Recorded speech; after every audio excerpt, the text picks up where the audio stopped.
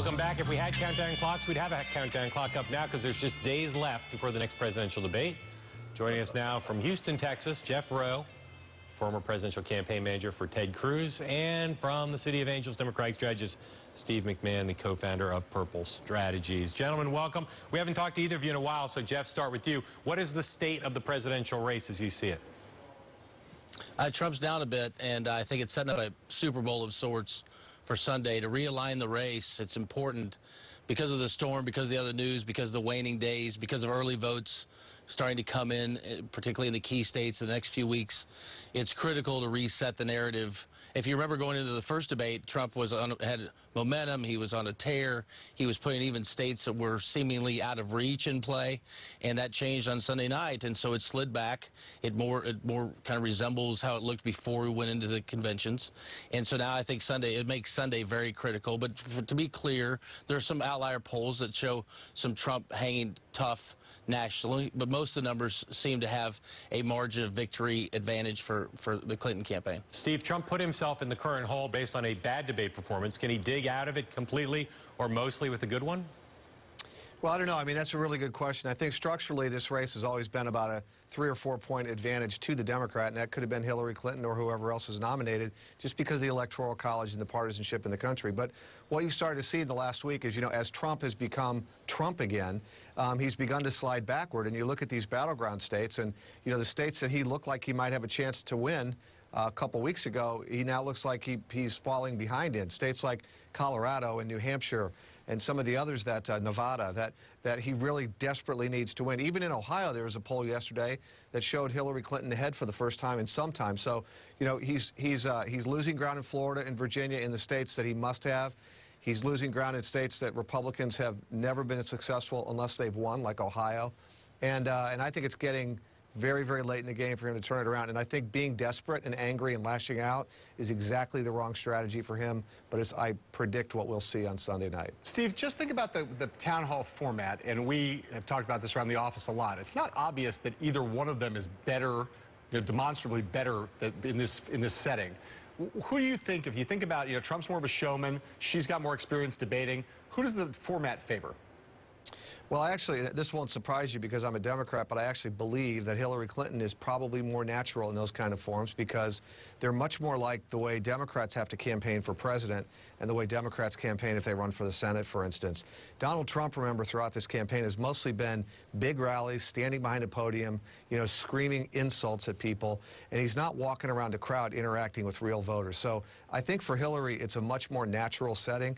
Donald Trump's a showman, so he's obviously going to be a good performer. But I think for her, it doesn't take a performance. It's just kind of who she is and how she's campaigned. Jeff, when you were running Ted Cruz's campaign, you spent a lot of time watching your guy on a debate stage with Donald Trump. Make the case for why Steve's wrong and why this is a better, more favorable setting for Donald Trump. Well, I would actually agree with him. So, but this is what I think is the reason, is because Donald's got a 50-foot flag behind him. Disagree with the premise of my question. Thanks a lot, buddy. 25,000 people stay. But this is what I would say, this is where I believe Steve's got it wrong, is that he has an opportunity to showcase a part of himself that he's never done before. And that sets the expectations. If you see this guy who's, you know, red-faced and yelling and getting people whipped up and 25,000 people, the 50-foot flag and a big, you know, presidential look, but then you see in his advertising, even of late, where he's kissing a child on the cheek at the end of one of the commercials. I mean, this is an opportunity. I believe he walks in structurally in a disadvantage from the way he's campaigned versus the way Hillary has campaigned.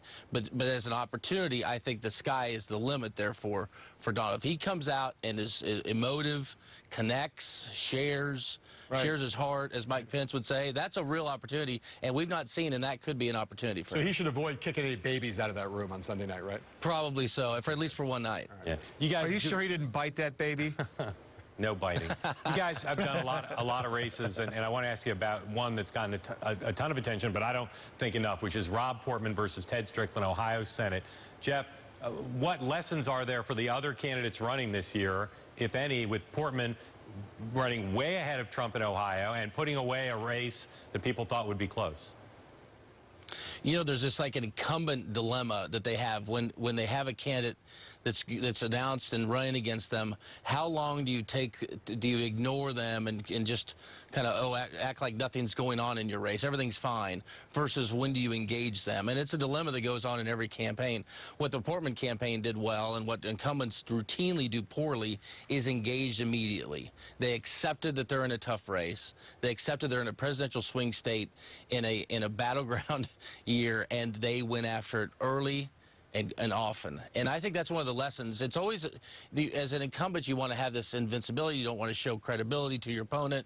It's tougher than I'm saying that it is, but it's really a difficult decision to actually take a race seriously, show that you're worried and you could be defeated, and engage a campaign structurally from the very beginning. He did that and was a master at it. It didn't hurt that he had a poor challenger, but he put this race away. And can you believe we're talking about the DSCC pulling out of critical battleground states that they should always be in at this point in the race? Steve, I want to ask you a question today. We got some news from the publishing world. Donald Trump's paperback is out. Previously, it was known as the hardcover version of it was called Crippled America, How to Make America Great Again. The new version is called Great Again, How to Fix Our Crippled America.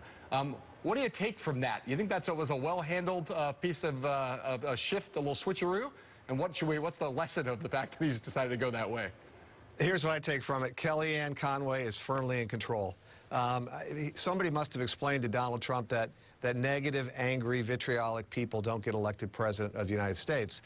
The American people typically, and whether it's a Democrat or a Republican, they tend to be drawn to somebody who's offering a positive, aspirational vision for the future that takes America to a better place where we all benefit, where we all work together, where we all kind of strive together. You can see it, frankly, in Hillary's slogan, Stronger Together. That sort of is an embodiment of this idea. So I think Donald Trump finally figured out that the election's about the future, and it's about a better future, and that's what people want.